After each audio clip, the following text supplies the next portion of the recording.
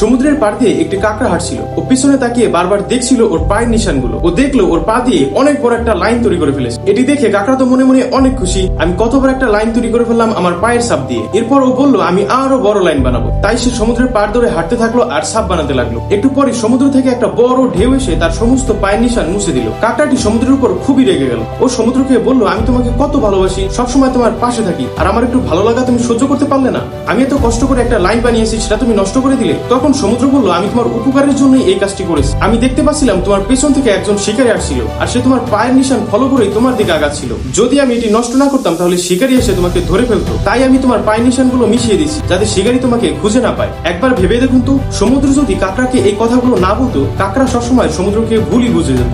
আমাদের বাস্তব জীবনে অনেক সময় এমন হয়ে থাকে, আমরা এমন অনেক সম্পর্ক ভেঙে দেই শুধু ভুল বোঝার কারণে। কেউ যখন আমাদের কোনো কাজ থেকে বিরত করে তখন আমরা মনে করি সে আমাদের লজ্জায় ফেলতে চায় আর আমরা তার সাথে সম্পর্ক নষ্ট করে ফেলি। কিন্তু আমরা এই সত্য ঘটনায় জানি না যে কি জন্য এমন হচ্ছে, সে কেন এমন করলো। শুধুমাত্র এই একটি কারণে আমাদের অনেকের সম্পর্ক নষ্ট হয়ে যায়। একটা কথা মনে রাখবেন, আমরা যেটা ভাবি সেটা ঘটে না, আর যেটা ঘটে সেটা ভাবা যায় না। দেখা হবে পরবর্তী ভিডিওতে।